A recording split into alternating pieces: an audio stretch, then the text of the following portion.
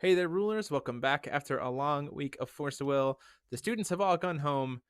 It's time for a little lesson planning here. I am your host, DMO73, and we are joined by Mike Rance trying to put together a deck and forgetting what the 3-drop Lich Resonator does, I don't know what things do. and the ghost of Derek Mukwineza, who's going to be our pilot talking about Altar tonight. I Hey, how's am it going, going to guys? ask real quick, for those of you who are watching us in the chat, our audio's been a little bit weird on my settings, so if you can just let us know how everybody sounds or if anybody needs to be louder, we'd appreciate it. As also, if you want to be a part of the chat and you want to get in on this, go ahead and click that join button down below. It is the easiest way to support the channel financially. It goes a long way, gets you access to the emotes and the badges and the chats during this event, as well as any GPs that we do. So this is the easiest way to ask your questions during this kind of stuff and get involved in the discussion. So with that, let's just quickly kind of talk about what we're going to be going over tonight. We are talking about Altar, specifically not like the core deck list of Altar, not like anything of that. It's just my voice. Should be a little bit louder. I'm the only one talking right now. So the ideas of kind of like the thought process you need to be having when you have an Altar on board, kind of what the sequencing looks like, and kind of what you need to be thinking about based on what the current game state is. And so to do that, we have Derek is going to be piloting us with a Altar deck today, and then I'm going to be playing the Arla deck as the opponent. Because it is kind of the deck that has the most threats or ways to force the Altar deck to play awkwardly. So we're going to kind of talk about those pieces to go into that. So with that out of the way, Derek, you want to go ahead and pull up your untap game, and I'll jump in as well. Sure. Yeah, let me go ahead and do that. Sharing my screen. Gonna watch this stream. All right, so let me grab something real quick. Smart selection. All right, so I have Logan who voted for Gil. Gil's fine. It can be whoever we want it to be. All right, it doesn't really matter either. We're gonna play Gil. Sounds good. So you pull up our you pull up the game and I'll join in. Oh, sure. You didn't want to go with deck list at all? Nah, no, it's fine. All right, cool. That's fine. More time to just go over the game itself.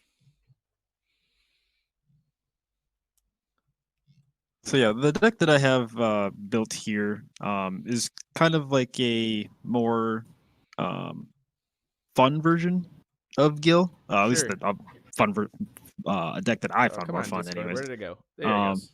Where the idea is, you set up a little bit with your Rhea and your Sigurd, and then get your World Ender down so you can limit break your Lapis, and then afterwards you'll have the ability to like World Ender into like the big beefy threats, like we have the 5-drop Athenia, we have Nidhogg, we have Griffin, and then since World Ender allows you to, or End of the World, allows you to res 2 things, we can also res the Sigurd along with it so that we can set up an Altar as well as have that big beefy threat on board. So I like that idea. That's kind of what we got going on here. Sounds good. So I rolled a 7. 12. Unfortunately, I have to go first. So I have to deal with you energizing Regalia. Yeah. All right. And so for the most part, I'll have you kind of talk through the things that you're thinking about as we go, and I'll just kind of play as I would be playing. Sounds good. Yeah, and so as you look at this hand, this is kind of like your almost most optimal opening. You want your Regalia and a way to fetch it if you can. You want Rhea so you can start setting up the Sigurd things. And then Dark Hours to protect your graveyard, and then keeping End of the World is that's a choice. You don't need to keep it, but since the rest of our hand is so phenomenal and we're pretty much set up already, I think we'll go ahead. I'm actually gonna keep try and keep it. I'm actually gonna be keeping as well. All right, sounds good. So sounds like we both have a pretty good start. Go ahead and call stone here. We got that black green stone. So now we have the option of either we can set up for just passing and then dumping the Sigurd and then resing it next turn. But I kind of like the idea of setting that up with protection. So we'll just go ahead and play the Yggdrasil first, get our Regalia, and then we can start from there. So I'll go ahead and whoops. Well, there was a 1 in my top 3, so that works out. It worked out just fine. I just need to unsee these cards. Bottom. Yeah, so this is a good And talk about, shuffle. with the idea of, since we have the addition of Yggdrasil here, it does set up for any of these decks to be able to more efficiently set up for that protection with like Dark Atlas, or if you don't have Dark Atlas and you're playing Road to the Undead Lord, like, because essentially, yes, he's going first, but now in his next turn he will have the ability to play Regalia and leave up 1, so he's kind of like getting that advantage there to be able to protect himself a little bit better, which can go a long way, especially when you're dealing with something like Arla, which is designed to kind of, again, make you play awkwardly. Yep, for sure. So end turn. Yep. Cool. Draw. Call Stone. Light Vapors. We'll go ahead and energize out. We'll get Regalia out there. Makes sense. So we'll do... Yeah, not much we can do against this. So unfortunately, Arla's like the weirdest one to be able to do it on the turn. Yeah, like, because we don't get any kind of real value off of it, so we'll just do Judgment 0, and then remove 2 at random. Yeah, that makes sense. Unless you want to give my Yggdrasil +2/+2 and flying. I mean, I guess it doesn't know. So we hit that, and we hit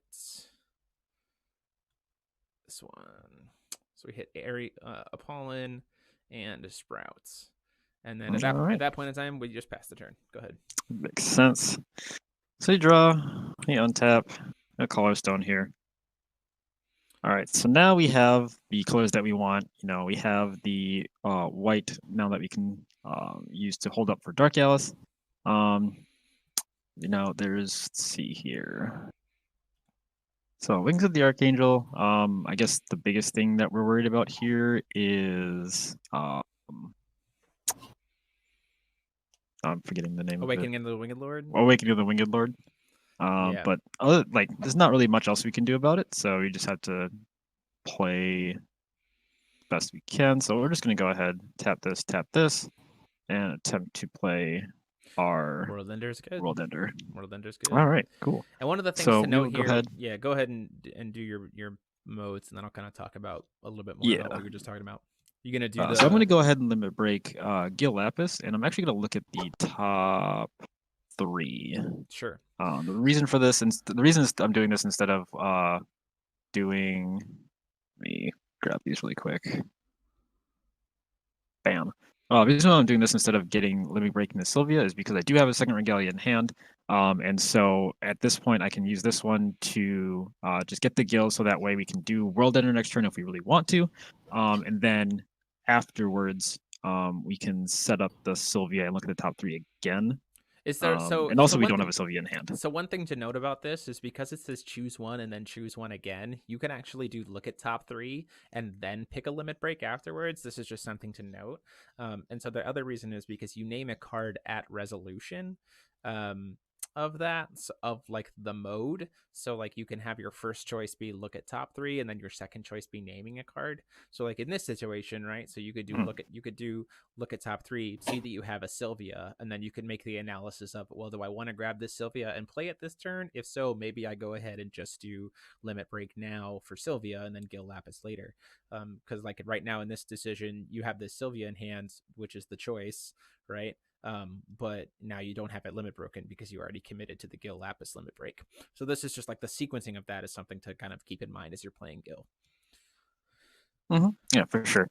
And the reason why we're doing it, that is a good point, and going forward, you should probably do it that way. But however, in this situation, I would still choose to limit break the Gil Lapis only because I have the World Ender already in hand. Yeah, absolutely. And I've kind of like holding up this white here. I've kind of like signified that, hey, I'm going to play this Dark Atlas probably at end of turn here. Then I can get that Sylvia in the graveyard as a card that we can res with the World Ender. So yeah, absolutely. We've kind of started along that game path, and so like we're going to try and like keep going with that game plan. And then if during the time that we're doing these things, like if we decide that we want to go for a Sigurd route, then we have the option to kind of branch into that option there. So. Yeah, absolutely. but actually, even though Sylvia is not limit broken, I'm not really doing anything else with this Regalia will at this time, so I can also just play it and swing for 7, and then if I need to, I can sack it off to Dark Alice. So that's what we're going to go ahead and do here. Red, black, red, or well, I guess it doesn't matter. Double black, and then you can pay any will. So we'll go ahead and jam the Sylvia here, and then we'll move to combat. All good. All right, we'll swing in for 7. Take 7. All right, and then at this point, you know, we've kind of got ourselves set up for our following plays, and now we just have to see how our opponent reacts. Yeah. So I'll go to my turn. Draw. Recover. Call stone. Another light vapors here. That's super awkward. So with that, not really much we can do. So we're just gonna pass. All right, sounds good. Let's see. Normally, people like with things with quick cast, you want to be playing at the end of your opponent's turn so you can swing with them. However, Dark Alice is one of those creatures that I'm just like I never particularly enjoy attacking with her, just because that makes her vulnerable to things of just like getting flashed in and blocked with, or just like basically things like that. So I actually want to draw a card here, see what we get, and now I can actually have an easier time of choosing what to discard with her if I choose to play her. And I think, let's see here. This Arla list is just a straight Arla list. We didn't do anything super fancy. There's no black or anything. So you're gonna bring in the Dark Alice, you think? Yeah, we're gonna attempt to flash in the Dark Alice here. Well, we're gonna erudite her enter. Sounds like a plan. So that's a little unfortunate that our Dark Alice got erudited, but not the end of the world here since she's still on board, and we can still protect our graveyard. Graveyard safe. So we're gonna go ahead and call stone here. First things first, we're gonna move to combat. Sure. We're gonna swing in for 7. Take the 7. All right.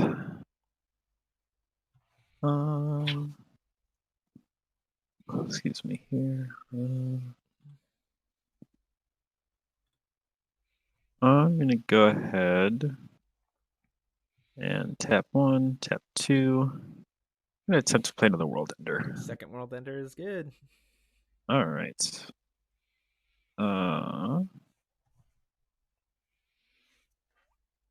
We're going to. I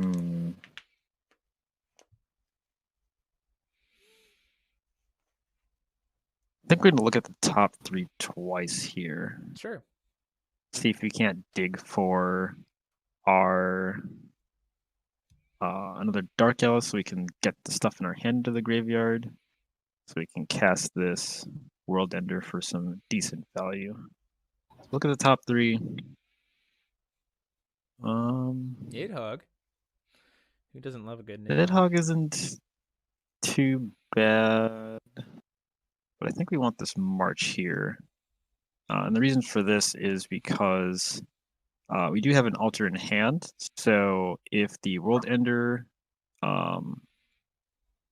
plan, let's see.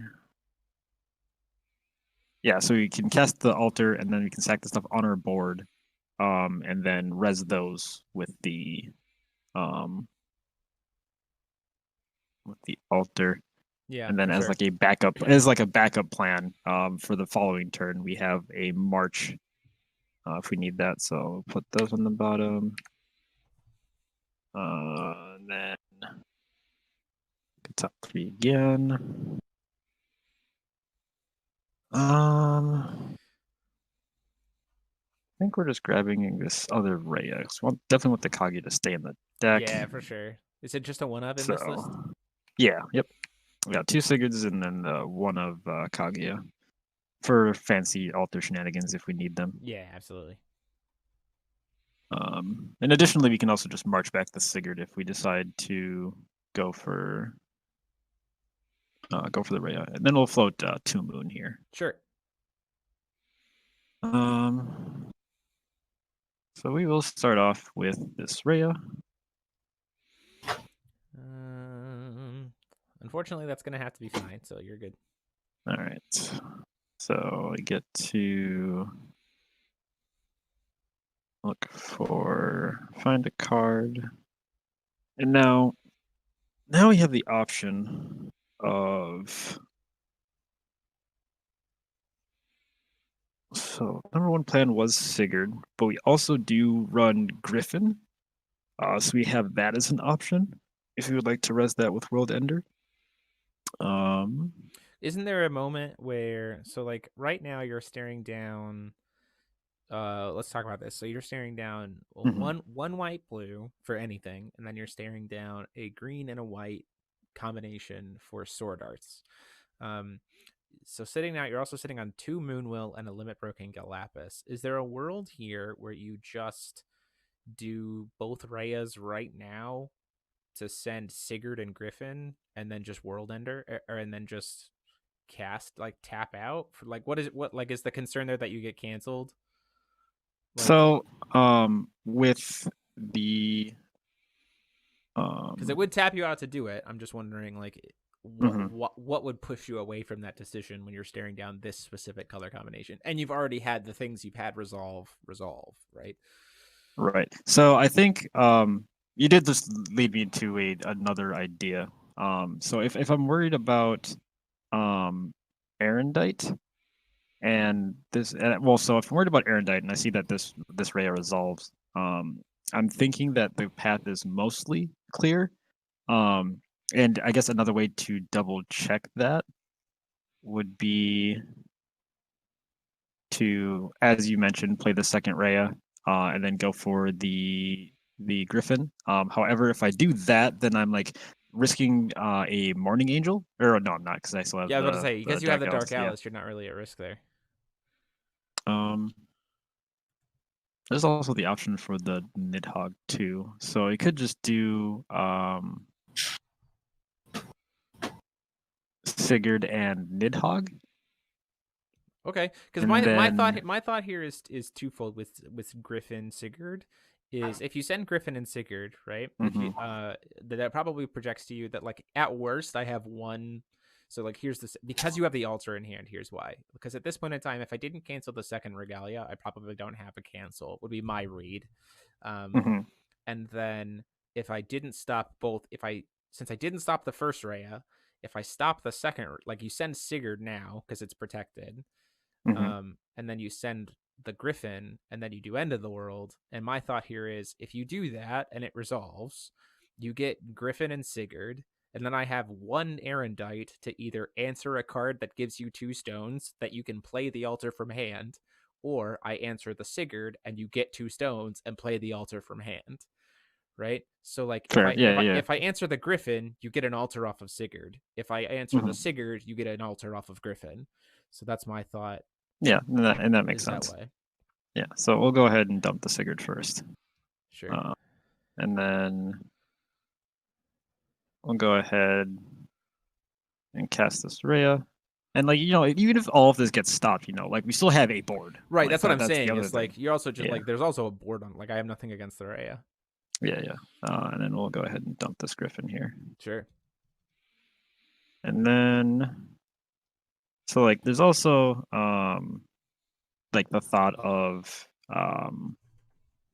what is it, crystallization and then Morning Angel. But, you know, if we're not, like, really, if our opponent has those specific 2 cards and they have 3 left, and then, you know, like, what else are they doing afterwards? So right, exactly. We're not too concerned. And then, not to mention that, you know, End of the World does more than just all of, like, just resing the 2. Like, you you're know, also drawing 2 make cards. Him vanish. I get to draw cards. I get to refill my hand. So, you know, we're gonna go ahead and recast this End of the World here. Yeah, it resolves. All right. So let's see. Resolves in order, right? So you banish Dresners. Yeah, it doesn't matter. I draw 2 cards. 1, 2. And then you discard 2 cards. To be fair, Toby, this is 2 stones plus Yggdrasil plus 2 Regalia. So, like, this is not just 2 stones. This is pretty much the nuts hand for Rezard too. And also super doesn't help that I hit double blue white. Yeah, like him hitting the double blue white is also just like unfortunate because now you don't have access to a defense stance if you had it in hand. Like this one? yeah, like that one. And then my hand was pretty good until we got second blue white stone. So like in this situation, we probably just let you do all of these things. And then the enter triggers are. And at this point in time, we can go ahead and scoop this up and go to next game because we can talk about that situation because like this is this is the nuts hand getting unpunished. There's really absolutely like even in this situation, getting 2 stones, getting an altar off of it. There's not a real need for the Gil Lapis deck to even do anything with the altar at this point. Like it's kind of like you can just sit on it until you need to, because he's already established board presence. He's ripped 2 cards out of my hand. He's got my board is gone, and I'm not putting pressure back, right? So like this is one of those situations where the nuts board created a situation where you never even needed to use the altar. You literally get to sit back on altar as a whatever you do, I'm going to answer it kind of utility card, which is just something you can do. So we'll go ahead. Go ahead. And I was just gonna say, like with the altar, like, and that's where like these nice tech cards come in, like like your opponent tries to do something, get to Kaguya them, there's even a world here too with because you just drew a Yggdrasil, right? So there's even a world here where you just accept like going into my turn after I draw a card, right? There's a world where to really just put the hose on it, you get rid of the Sylvia, you get rid of the Yggdrasil, you get rid of one of the 2 Reyes, and you get rid of the Sigurd, leaving Griffin on board, and just grab the Nidhogg out of deck after I've drawn and recovered, forcing me to be down to 2 cards. And then I'm just well, okay, what did I do there? There's you even have a March of Dead in hand, right? So like there's even a better world where you probably now, again, if you're sitting on that, I just want to sit on it kind of situation where you sack the Sigurd to the altar, and then march it back, get a second one, and then you're just like, okay, cool. I have a counter. I have a Yggdrasil altar with 0 counters, and I have an altar with 1 counter. I can kind of do whatever I need to get done to feel comfortable to kind of answer whatever you have in hand. Absolutely. So yeah, we'll go ahead and finish that game. We'll play another one. Awesome. We'll put Arla on that. We'll put Arla on the draw again. Sounds good. Because it is the situation that Arla wants to be in. Oh yeah, for sure. Like Regalia decks going second is just like there's no comparing. So let's see. With this hand, as you mentioned, having Regalia is really nice. You never keep Sigurd. Just don't do it. Don't need it. Even with Dark Alice, there's the argument like, well, what if you just don't hit the Whitestone? So it's just better off in your deck. 5 drops, don't need them. March is great, Ray is great, Regalia is great, easy. Yeah, absolutely. Draw 2. Yeah, sweet. Even drew into that. Look at you go. Go ahead. Go ahead and call a stone. You got the white Blackstone, but of course Yggdrasil. Yep. Search out the Regalia. And I think this was a less refined list. I think my other list also had a Death Scythe in it. Sure. Just so like on turn 2, when you have I'll pass turn to you. I'll just keep explaining as I'm as you're going. Just where like turn 2, you get to play your Death Scythe like no matter what you draw, like no matter what stone you hit. And then you also get to like hold up the Rhea, so you can like play the Death Scythe, get your trigger, and then play the Rhea, and then cast the Sigurd immediately after, and then you have a Yggdrasil, a Rhea, and a Sigurd on board with an altar. So you get to hold up that Kalgi, you get to hold up an Athenia. You have all those options going for you. And you might notice that the playline for the Arla deck was pretty obvious. We're going to energize into Regalia. One of the strangers that I've teched in personally, I think it's one that fits into the lineup for Arla, is Honir, because the idea of God Art at the end of your opponent's turn, go into your turn, your opponent can't cast anything. It doesn't do as much because, again, Altar doesn't care about casting, but it is at least something better than kind of what Arla had. Arla had some definite weird holes for their stranger list, and Honir's a light one, so we brought in the Honir. So there you go. All right. go ahead and draw here. Cover, color stone. And so as previously mentioned, since defense stance is a mage art, not a sword art, God bless, you cannot cast it off the regalia. Sure, you can get it off the Winged Lord spell, but if that happens, I think you just gotta kind of accept that. Yeah, it happened. I don't think you can realistically play around like the RNG like that, especially in for sure situations where it's like your core turn 2 play. Sometimes you just gotta force it out of their hands. So yeah, we'll go ahead and play the regalia here. Yep. We'll do the look at top 3 and then choose a limit break. Sure. Look at top 3 here. Honestly, you never want any of these in your hand, but the lesser of the 2 evils will definitely be the Athenia. Yeah, because at least it's a free body, and it technically. Pays, it pays for itself. So. Mm-hmm. So. And you don't want to be hard casting an altar. Yeah, you ideally you don't want to hard cast the altar. We're past the times where casting altar is in. It's not. Right. And so here we'll call Sylvia. Sure. So I'll go ahead and I just know you don't have to worry about it. Okay. I put them in the side in the face down pile just in case, anyways. Just for the viewers at home. So we'll go ahead, pay the 2.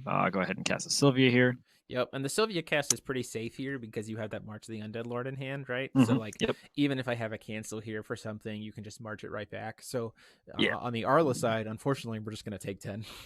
Yeah. And then with that, we'll go ahead and pass to you. Sounds good. Yeah. Recover.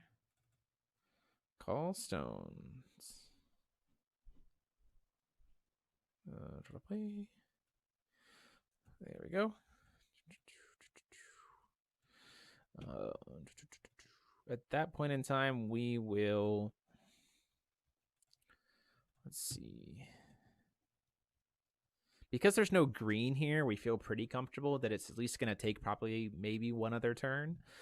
So we're probably in a position where we feel pretty safe to at least put a body out, a body that can answer, a body that can at least threaten the Sylvia. So we're going to play Magnus Angel here. That makes sense. Select random. Ishtar. And then we'll pass. Yep. Sounds good. And now in this situation, he's holding up defense stance. We also have, the Morning Angel too. That's a possibility. So flashing the Rhea to dump a Sigurd isn't really all that great at this very moment. Yeah, pretty risky too. So we're just gonna go ahead and just pass, take the pass, go to our turn, draw. So Matt, so real quick in the chat, Matt's naming Sylvia nets you a free Sylvia. No, that's just a reference image for him to show that he has the limit broken Sylvia. And then he used the Regalia will to pay for Sylvia. Correct. So. Yes. Yep. This was already in my hand, and so yeah. This is just an image. So we drew. Completely useless draw. Playing anything before untaps, for dumping anything. Since we don't have World Ender in our hand, it doesn't particularly make sense to dump any of our big drops. So we can just take the recover here. We still have a Sylvia on board. It is currently contested by the. It's gonna be a trade at worst by the. The worst situation is that it's a trade, and again, you have the ability to revive her with March of the Dead, so you're not terribly concerned. Yeah, so we're gonna go ahead and call a stone here. See what stone we get. Still no green. Stone. Since we have the March in hand, it's not like the worst thing in the world, but it is kind of annoying. We do have the option to play our second World Ender, see if we get a counterspell out, and if not, then we get to dig 6. Dig 6, get 2. See if we can't find anything that'll help our cause here. But I think right now we're good to at least start off with our attacks. The first thing, when you have damage on board, it's always something to keep in mind. If you can swing, and you don't mind the trades, so since we have this March of the Dead here, if he takes this trade, on our Sylvia, then we can march it back and then get in free damage. So we're okay to just move to combat here. Sure. All right. Go ahead, swing 10. We'll target the Magnus Angel to deal 10 to it, and then we'll block with the Magnus Angel. Yeah, sounds good. All right. So now we got our trade in, and now we have the turn to do like what we want. So we can either think here if we want to go for the March of the Dead to get another 10 damage. That's not really doing a whole lot. It sure puts our opponent down to half HP, but while we have that Rhea, that can be used for a more powerful plays, I think we're better off saving it. So what I think we're going to do here is we're going to actually play our second World Ender. And the reason for this is if he goes for the counterspell here, then we have free reign to play our Rhea and then march back the Sigurd immediately. And if this does go through, then we get to dig 6 cards. Yeah, so. For sure. And so we're gonna let the resolve. We're gonna let sure. it resolve. Yeah, and as mentioned, we're gonna dig 6. We're not gonna go for the limit break on Gilapis just yet. So seeing here, we have another March. I could go for the Yggdrasil to guarantee another Regalia, but I think we want the March of the Dead here. Actually, hold on.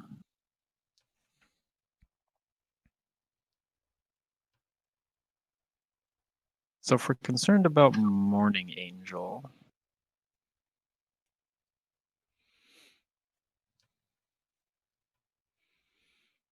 if we're concerned about Morning Angel, then another Yig makes sense.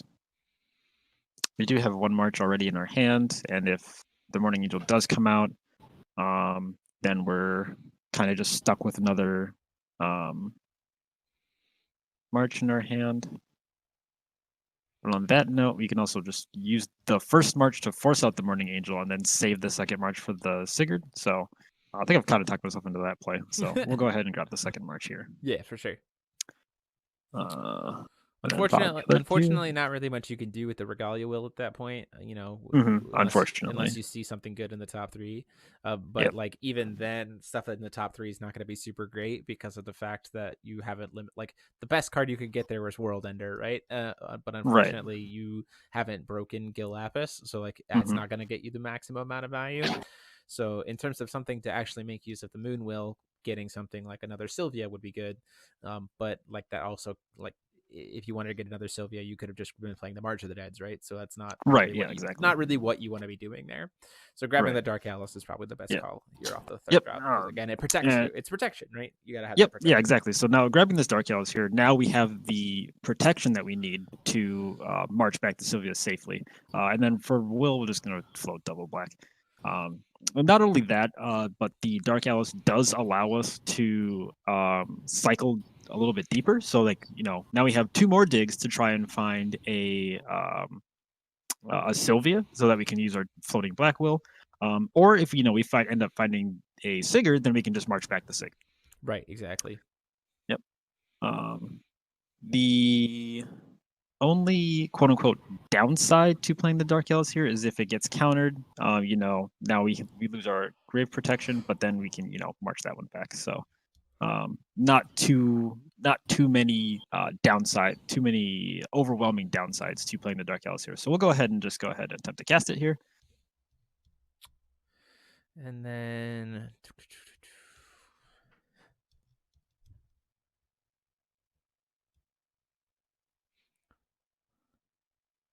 yeah, the other thing is too is you could have to be a little bit more advantageous here is Logan is talking about using the Dark Alice here before you even sacrifice the Regalia to Mythic. True. Then you could you could sacrifice the World Ender to the Mythic trigger. In this situation, seeing what his graveyard is, seeing that if he's choosing to go down here, we feel pretty safe. So we're actually going to go ahead and Erendite the Dark Alice. Sure, yeah, that's fine. And then unfortunately, we don't get to dig any deeper. But the main point of having the Dark Alice is to protect our graveyard. So we can go ahead and then use the march that he knows about to march back our Sylvia. Right, and take another 10. Get in. Yeah, and that's the other reason why we don't drop a cancel there, even if we have it, is because we know he has a march in hand. So if he cancels it, he just brings back the Dark Alice anyway, and it doesn't help us at all. So unfortunately, we're gonna just have to take the 10. go down to 20. And yep. And then unfortunately we have to float our will like that. But such is life sometimes. And we can go ahead and pass turn. Draw, recover. Call stone.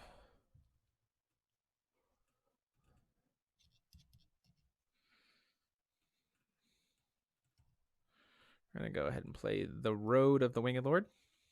Yep. This is going to get us 2 more strangers removed. Yeah. Select random. Barry Reznor. That's actually relevant. Yeah, no, my Sylvia. It's actually really relevant here because you have the Sylvia. So select random. Here. Sprout. And then we're going to go ahead and play our Magnus Angel. Get another one. So now we have a big, beefy Magnus Angel. Travis, you are correct. Moonwill does pump Sylvia. However, these cannot be used for activated abilities of Reznor's I control. They can be used to play them, but I cannot use them for the activated abilities. Correct. So now we got. I do have big old beefy, 2 Moons Memoria in the deck, but you got 6 Resonators removed. So baby. So she's got that nice +24. So a nice little 25/25 Magnus Angel here, who has barrier from Resonators, so we can answer the Sylvia. So at that point in time, we have to pass the turn. Go ahead. Yeah, sounds good. So we'll go ahead and draw here. Drew another Rhea, so that's actually really good. We'll cover. Oh, do you want to pass to me? Oh, sorry, my bad. No, you're good. My bad. I'll go ahead and call a stone here. Hopefully we hit that green stars, but if not, it's not the end of the world. All right, we did. Cool. Hooray! So now, now we can start thinking about our turn here. So now that he has Barrier Resonator, swinging in does feel kind of awkward because now he just gets a favorable trade over me. Granted, we do have the March of the Dead, so we could go for a Mikage Rhea, dump Sigurd, swing in if he blocks March Awaken to get a Sigurd and a Sylvia. However, I think with there's a world. open will. I think there's a world where you just move to attack here, because of the fact that once again in the situation we're talking about, if we do cast Rhea when the chase is empty, right, then that means that as soon as Rhea hits ground, you'll retain priority once her effect resolves, right? So that sets you up a little bit better. I do hear what you're saying though about the idea of the concerns about the possible cancel will though, but I think that's still enough for you to consider just to say hey, I'm gonna swing in. Right. Yeah. I was gonna actually get to that. Since we have such favorable positions, even if he does have the favorable trade, that it's fairly safe to just go for that. And as Jeremy mentioned, for those of you who don't know, we'll go ahead and go to attacks first. Sure. And then I can kind of explain a very important thing to know when facing Sigurd decks. So we'll go ahead and move to combat here. Sure. We'll go ahead and swing 10. I can't target with take 25 thing. Or block with 25. So, yep. So Sylvia's just dead. But now we've kind of paved the way for more Sylvias to break through. So one very important thing to note here, since we have the double Rhea, even if he does have the counter or the Erendite for 1, that we can still play the other one and cast the Sigurd. So we can go ahead and play a Rhea here. And one thing to note is the reason you aren't going to cast, because we only have access to 1 green and there's not already an enabler currently in the graveyard, this is not a situation where you're going to cast the Athenia to try to be like, hey, look, I'm going to get 3 stones. I'm going to get 3 free body. Because if for some reason you do walk into a cancel, that Athenia gets canceled, suddenly you're way behind. Your best play there is March of the Dead, bring back the Sylvia, push me down to 10, and then you're potentially staring down, Arla can get strangers out pretty dang quick. And there is a possibility that Arla can just be like, well, this Magnus Angel is now a 40/40. Here's your dead. Which is something you don't want to do. So the Rhea is good. The Rhea is good. All right. Yeah, and as Jeremy mentioned, the big thing to note. So I played Rhea, and he had no responses to the enter. So the enter resolves. So now I get to send the Sigurd to the graveyard, and now I retain priority. And why that is important is because now if he had a Morning Angel, he wouldn't be able to say this Dark Alice wasn't here, right? If he had the Morning Angel, he cannot in response because there's nothing on the chase, play the Morning Angel to try and remove my Sigurd and my Sylvia. So but since we have the Dark Alice, that's kind of a moot point. Right. But regardless, so now here we get to cast the Sigurd, and it usually, as a rule of thumb, whenever you if you have the mana to play the Rhea and then cast the Sigurd right after, it's better to do that than to try and march it back, because if you march it back, you're putting something else on the stack to which they can then respond to. Right. And so with the Sigurd here, we try to do we try to do the cancel, right? Because this is what we have to try to do, because we don't know that there's the March of the Dead in hand. Correct. And this is one of the and then and this is one of the reasons now, like, we're tapped out, and so now he can just march the dead back the Sigurd. Go ahead and march back the Sigurd. Yep. And so from this situation, again, we don't have to run it through again, because there's really no need. Right. Yeah. But like with what we have on board, especially considering, that's the other thing that these altar decks have gotten, really, with the addition of Yggdrasil, is a little bit more consistency for the Regalia. I don't think that's Dark Rezard cares as much, but I think he benefits. But like, it's also just a free fodder for Sacrificial Altar once it's gotten the Regalia onto the board. So like right now we're in a situation where we can go I'm tapped out, right? So the clear line of play to at least start setting stuff up is sack Yig. You can float the will for a Regalia first too. Sack Yig, sack Rhea, sack Sigurd, go get an Athenia and recover 3, kind of go from there. Your deck only has I think I know what happened. So when I was looking at the deck list, I think I put I tried to put Athenia to 2 and Kaguya to 1, and then it put Kaguya to 2. Yeah, because there should only be one Kaguya in here. I thought this was like a visual bug, but yeah. But yeah, so like the play here, would be to let's just talk through it rather than actually run through it. So like the play line here is these 3. Go for this Athenia here. I'd recover my stones, and then now I get to kind of play with more Sigurd stuff. I don't believe this deck is running the Schrodingers, unfortunately, so I can't go through. No. Can't do that. Yeah, so I can't go through those lines, unfortunately. We talked about that a little bit. So then I'd be able to like recast the Sigurd here, get another altar, and then now I'd have a will up to kind of prevent my opponent from doing things, and then I guess you don't really rely on graveyard stuff, but in other altar matchups, now you'd have your board state would look something like this, where you'd have a Dark Alice protecting your graveyard and Athenia to RFG your opponent's graveyard with this one will here, and then you have an altar to like go into a Kaguya if you really need to, because then you be sacrificing your Dark Alice.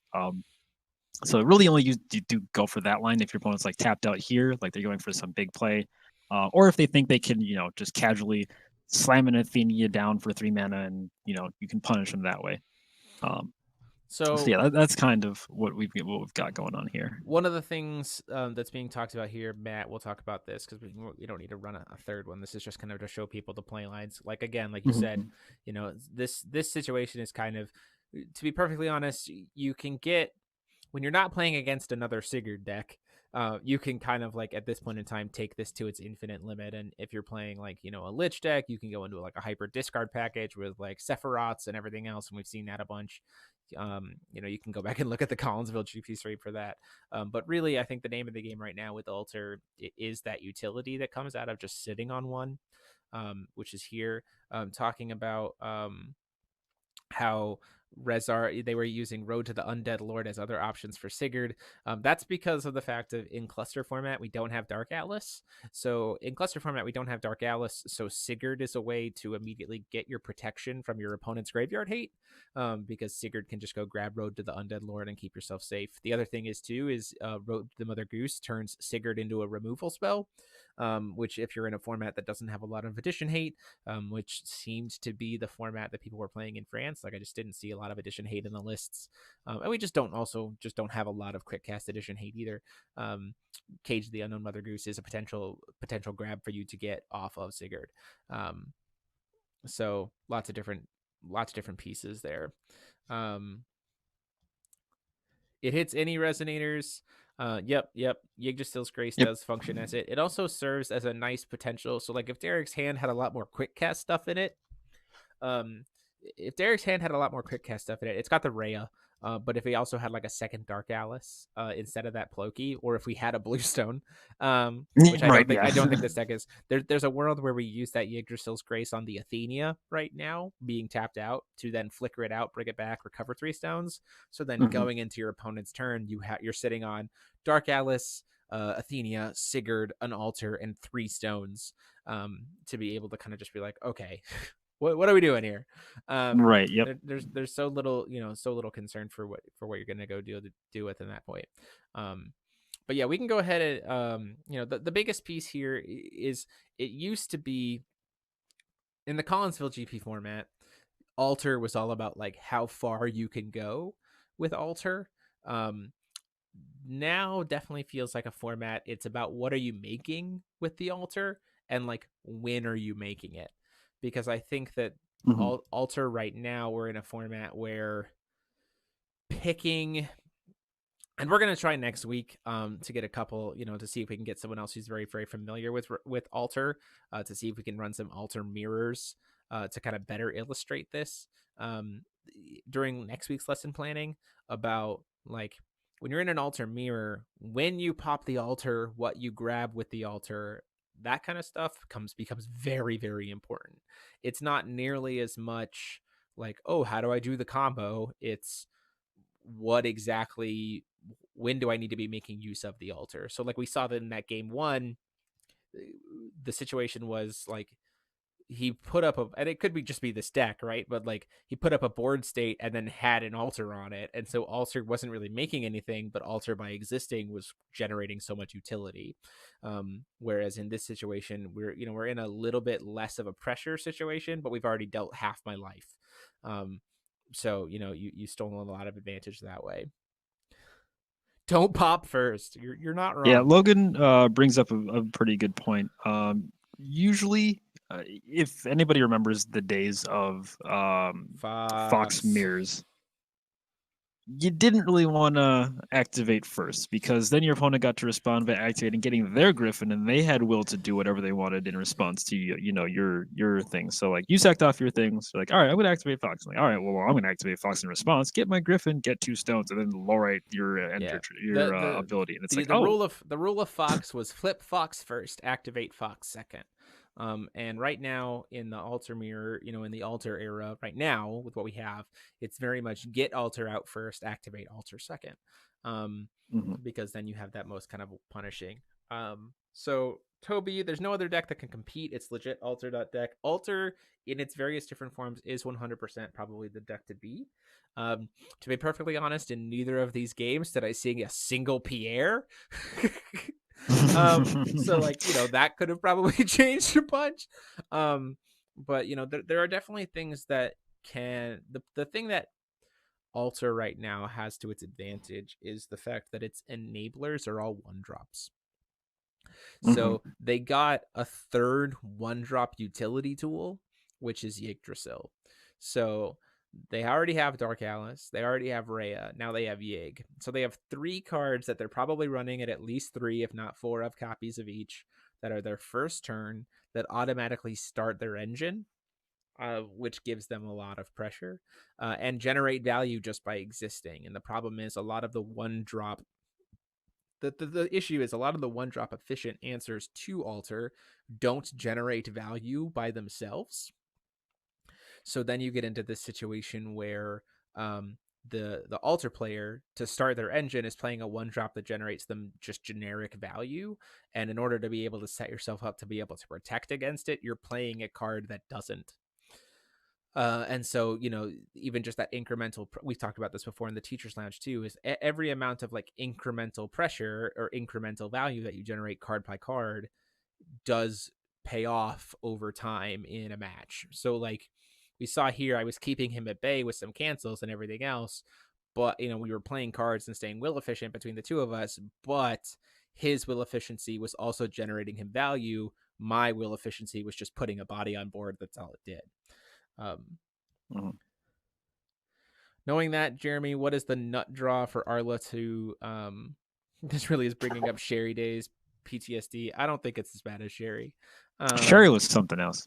I don't think this is Sherry. I think there's a lot of different ways to build Altar that are all good. I mean, seeing it as like a Gil Lapis Altar deck is going to look a lot different than a Rezard Altar deck outside of the engine, right? The engine is the same. You just put it into a lot of different cars. So what is the nut draw for Arla to handle Altar? We were kind of talking about this already. I think a big card is probably replacing... I'm going to go ahead and kick us back to just us talking here. Sure. Yeah. A big card that I think we've been talking about is this the 1-drop Road of the Winged Lord, because to replace Excel, because Excel's not... Excel on turn 1 is a 1-drop 4/4, which is not good. It's just not like now. It's not as impactful. It's not as impactful anymore as it used to be. Especially because a lot of Sigurd altar package stuff is quick cast, right? So like you're probably not even going to have anything to ping with CL or with Excel the first time you swing with it. So the idea of replacing Excel with Road to the Winged Lord is good because it gives you a turn 1 RFG 2 Strangers, which means that Pierre, on the turn he enters, gets to then shoot 2 additions, which can give you a lot of value that way. Or in the random chance, just like kill a Rhea if they try to go for like a true power line. So right, exactly. It can do a lot of stuff there. Yeah, because it can kill a flyer, right? So it gives you a little bit more utility to Pierre. Pierre is kind of the card to look for. You're probably looking for Road to the Winged Lord, Pierre, Road to the Winged Lord, Pierre. Erendite's not terrible. Erendite, Regalia, Awakening of the Winged Lord. Or wings of an Archangel, Awakening of the Winged Lord. Like that's probably like the nut draw as like a counter. We'd have to see how that goes. It is a race. It is a race to see how it happens, you know. And the other thing, you know, there's a lot of things that you could do that way. So, let's see. Then it comes down to, hey, do you have these 2 cards to get that chance? If you don't, you're screwed. I mean, like Toby, you're right, but like that's card games. Yeah, I was gonna say that's just card games in a nutshell. Card games in a nutshell are if you have something that's strong, does your opponent have the answer? If not, okay. Does Altar feel worse than most other times? Absolutely. Yes, I for agree. Sure, absolutely. But yeah, this is kind of like, you know, this is what it is, and you know we're kind of have to adapt. Tournament. It's the last tournament for it. I don't think it's nearly as I don't think it's nearly as bad. Like I said, I don't think it's nearly as bad as Sherry. I don't know. Maybe it is, but I don't know. I take heart in the fact that this is the last tournament that we're gonna have to deal with it. You know, and to be honest, I'm glad it's happening now in the middle of a pandemic. Right? Yeah. We've talked about this before on the Teacher's Lounge many a time. Like, if there was a time for this kind of meta to exist during a pandemic when people are chill and mostly just playing to have fun, and there's like 1 tournament, okay. You know? Yeah, we're talking about Sherry and how that was the best Scheherazade deck in existence. Yeah. At me. Yeah. Well, I mean, the other thing is you have to look at... We talked about Altar as in general before. Like, Altar's power has ebbed and flowed. It's never been like perfectly consistent at sitting at the top tables. When you have, and that's why I don't view it as being as bad as the Sherry era or the RR era, because like as soon as those cards were printed until they were rotated / banned, they were top table, right? So like for me, the Altar stuff is like, okay, cool. We've had Altar for 2 years at this point, and it's been top of the class for like 2 or 3 spats of 3 months with a big gap in between in the course of its existence. So like, I guess I'm a little jaded in that regard, but I mean it is, and that's why we wanted to at least do these videos, these 2 lesson plannings, to give people a better understanding of it, especially as you're getting ready to prep for Minnesota again. Like I said, next week we're going to do mirrors, which will have things look a little bit different. We're going to try to get we're going to get another Altar player here playing Rezard Altar, which is like the known to be the best version of the altar, so we can see kind of what the play lines look like when you have altar v altar, just for people to prepare for it. Looking at the because Logan is right. Altar is easier to mess up. Oh, for sure. Absolutely. And that's one of the other things too, Holy is moly. like we've seen players who have been like, oh, I'm going to play the altar deck, and then they stumble and they open themselves up and falter. And like it also can be hand opening, right? Like sometimes you can just it is much more vulnerable to opening hand being shit than Sherry or Reflect Refrain ever was. Oh my god. That's the other piece too. So like no turn one play. Let me approach the truth. Yeah, just do it. Right. You thought it was over? I'll freaking do it again. The other thing, Toby, is I think good once you get practice with altar, it's not 20-minute turns. Because again, I think Collinsville altar was 20 minutes if you don't know what the hell you're doing. that, but also Collinsville altar was a lot of Sigurd Sephiroth loops. And I think I don't think altar's doing that at a core anymore. Why is my camera freaking out? Like, what are you doing, Jeremy? I don't think that altar in this format with the cards that are available is just like, oh, I'm just gonna just loop you with Sephiroths for 20 minutes. I think it's gotten tools to be able to really just sit back and be a utility card as opposed to a pressure card just by itself. But that's kind of my impression of it. But I get it. It's frustrating. Like, I'm not going to deny that it's frustrating to play against. And I don't think anybody will deny that. I think a lot of us have expressed the idea. We've expressed that we wanted it to get banned.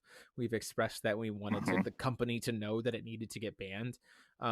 And unfortunately, that didn't happen.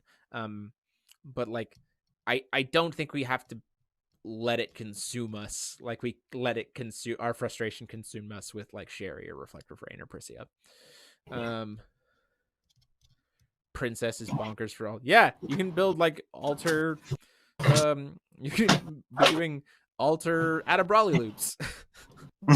Print out your flyers explaining your combos. There you go, Logan. Here is the combo I'll be performing today, in case you would like to follow along. Don't worry, we will be doing our best at Collinsville, because also American players are known for playing whatever they want at GPs, which I love. We'll probably see a Melgus or 5. We'll be doing our best during It's an American GP. Aggro will find a way. We'll be doing our best during the stream to get as much versatility, variety, even if we have to go down a few tables for the sake of the day one Swiss. We want people to have fun and enjoy it. But that is it for tonight. The chat has been super chat has been super active. If you were watching tonight and you want to try to consider jumping into the chat next time, go ahead and click that join button down below to start your tutelage here at Ruler School and become a student. It is $2 per month to join as a member at the base level, and you get access to the perks, the basic level perks, and then as you go up, you get access to more perks. But this week we'll have another feature match as always, and we'll be back with deck profiles this weekend, and then another lesson planning next week. So until next time, I've been myself, Jeremy Franklin, and we have been watched by Mike Rance building a deck in the background. The deck's done. And piloted by Derek Muguneza on the altar list, taking us through the play lines and talking it through it. Hey, guys. And until next time, class dismissed. Have a good night, everybody.